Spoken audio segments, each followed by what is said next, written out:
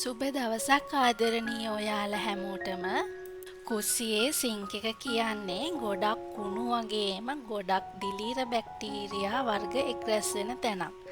ඉතින් සිංක් එක පිරිසිදු කරේ නැති වුණොතින් ගොඩක් සිංක් එකෙන් දුර්ගන්ධයක් එනවා. ඒ වගේම සිංක් එකේ බටේ කුණු වලින් බ්ලොක් වෙලා වතුර බහින්නේ නැති වුනහම ගොඩක් ලොකු අපහසුතාවයකට අපිට මුහුණ දෙන්න වෙනවා. එහෙම වෙන්නේ නැති වෙන්න හැමදාම ලස්සනට සිංක් එක තියාගන්න හැටි තමයි අද මම වීඩියෝ එකෙන් ඔයාලට අරගෙන එන්නේ. ඉතින් අපි බලමු ඒක කොහොමද කරන්න කියලා. අද වීඩියෝ එක කරන්න ඕන නිසා උදේ මම සිංක් එක හේතුවට පස්සේ තවමත් සිංක් එක හොදලා නෑ. දැන් මේ රෑ ඔක්කොම කාලා බීලා ඔක්කොම වැඩ ටික ඉවර වෙලා මේ ඔයාලත් එක්ක සිංක් එක පිරිසිදු කරගන්නයි යන්නේ.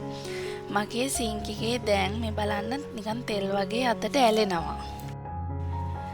සිංක් එක පිරිසිදු කරගන්න මම මෙන්න මේ ද්‍රව්‍ය ටික තමයි යූස් කරන්නේ. මෙතන තියෙනවා බේකින් සෝඩා, දෙහි පෙති කීපයක්, විනාකිරි, ඒ වගේම බටේ බ්ලොක් වෙන කුණු ඉවත් කරන්න මම ඩ්‍රේනික්ස් කියලා පැකට් එකක් අරන් තියෙනවා. මේක ඕනම සුපර් මාකට් එකකින් ඔයාලට ගන්න පුළුවන්. මම ගත්තේ කාගේල්ස් එකෙන් රුපියල් 150ක වගේ මුදලක් තමයි මේකට මට වැය වුණේ. පාවිච්චි කරන ආකාරය පැකටුව පිටිපස්සේ සඳහන් කරලා තියෙනවා. මේ ඩ්‍රේනික්ස් වලින් හරිම පහසුවෙන් බටේ බ්ලොක් වෙලා කුණු තියෙනවා නම් ඒ කුණු ටික බුරුල් වෙලා ඉවත් වෙලා බටේ පිරිසිදු වීමක් සිදු වෙනවා.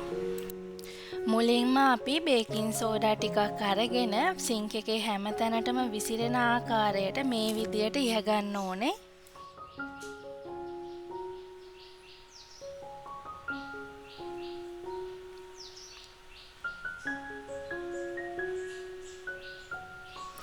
දෙවැනියට අපි අර දාගත්තු බේකින් සෝඩා මතට විනාකිරි ටිකක් මෙන්න මේ විදියට අර බේකින් සෝඩා මතට ඉහ ගන්න ඕනේ. මේ වෙලාවේදී බේකින් සෝඩා විනාකිරිත් එක්ක රසායනිකව ක්‍රියා කරලා සිංක් එකේ තියෙන කුණු බුරුල් වෙන්න පටන් ගන්නවා. ඔයාලා වීඩියෝ එක හොඳට බැලුවොත් පෙනෙයි මේ වෙලාවේදී බේකින් සෝඩා වලින් බුබුලු දානවා වගේ අර නිකන් බින්දු බින්දු වගේ බුබුලු උඩට එනවා. මේ වෙන්නේ බේකින් සෝඩා විනාකිරි වල තියෙන ඇසිඩ් එකත් එක්ක ප්‍රතික්‍රියා වෙන එක. ඉතින් මේ ක්‍රියාවලිය තවත් තීව්‍ර වෙන්න මෙන්න මේ විදිහට දෙහි කෑල්ලකින් සිංක් එක හොඳට අතුල්ලා ගන්න ඕනේ. දැන් බේකින් සෝඩායි විනාකිරි වල තියෙන ඇසිඩ් එකයි දෙහි වල තියෙන සිට්‍රික් ඇසිඩ් එකයි මෙන්න මේ තුනම හොඳටම ක්‍රියාත්මක වෙලා සිංක් එකේ තියෙන ඔක්කොම කුණු ටික ගැලවෙන්න පටන් ගන්නවා. අපි සිංක් එක හොදන වෙලාවට සිංක් එක විතරක් හොදලා මදි. මෙන්න මේ වගේ වටේ තියෙන ටයිල් කොටස්, ටයිල් වල දාර, අන්නේ දාරවල ගොඩක් කුණු රැඳිලා තියෙනවා. ඒ වගේම ටැප් එක මෙන්න මේවත් විම් ටිකක් දාලා හොඳින් මේ වගේ ස්පොන්ජ් එකකින් හරි බ්‍රෂ් එකකින් හරි හොඳට අතුල්ලලා පිරිසිදු කරගන්න ඕනේ. එතකොට තමයි අපේ සිංක් එක පිරිසිදු කරන වැඩේ සම්පූර්ණ වෙන්නේ. මම පිරිසිදු කරන අතරතුරේ ඩ්‍රේනික්ස් පැකට් එකත් කඩලා සිංක් එකේ හිල් අතරින් ඇතුළට දාගත්තා. ඊට පස්සේ ඊට උඩින් වතුර කෝප්ප භාගයක් වගේ දැම්මා ඇතුළට යන විදියට. ඩ්‍රේනික්ස් පැකට් එක දාලා පැය භාගයක් වගේ තියන්න ඕනේ. එතකොට බටේ මොනවා හරි කුණු තියෙනවා නම් ඒවා බුරුල් වෙලා ඉවත් වෙලා යනවා. ඊට පස්සේ වතුර දාලා සෝදනකොට ගැහැණියකගේ පිරිසිදුකම ඒ ගැහැණියගේ අතේ තියෙන නියපොතු වලින් කියන්න පුළුවන් කියලා කියමනක් තියෙනවනේ. අන්න ඒ වගේ තමයි ගෙදර කුස්සියෙනුත් කුස්සියේ තියෙන පිළිවෙල පිරිසිදුකමනුත් කියන්න පුළුවන් ඒ ගැහැණිය කොච්චර දුරට පිළිවෙල පිරිසිදු කෙනෙක්ද කියලා.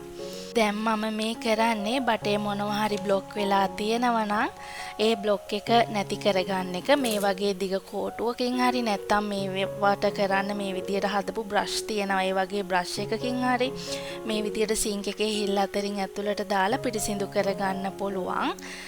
දැන් මගේ විනාඩි 30 ගෙවිලා ඉවරයි. දැන් මම කරගන්නේ උතුරවාගත්ත උණු වතුර එකක් මේ සිංක් එක ඇතුළට දාගන්න එක. මේ වෙලාවේදී මොනවා හරි බ්ලොක් එකක් තිබුණා නම් ටක් ගාලා ඩ්‍රේනික්ස් එකත් එක්ක ක්‍රියා කරලා තිබුණු කුණු ටික ටක් ගාලා පහළට බහිනවා. දැන් ඉතුරු වෙලා තියෙන්නේ අපි විම් එහෙම දාලා පිරිසිදු කරගත ටයිල් කොටස් ටිකයි ආපසෝඩ විනාගිරි දෙහි දාලා පිරිසිදු කරගත්ත සිංක් එකයි හොඳින් නැල් වතුරෙන් සෝදලා වතුර ටික ඉවත් කරගන්න එක. හැමදාම රෑට මොන වැඩේ තිබුණත් කුස්සියේ වැඩ ටික ඉවර වෙලා සිංක් එක පිරිසිදු කරලා නිදාගන්න යන්න අපි අමතක කරන්න හොඳ නැහැ.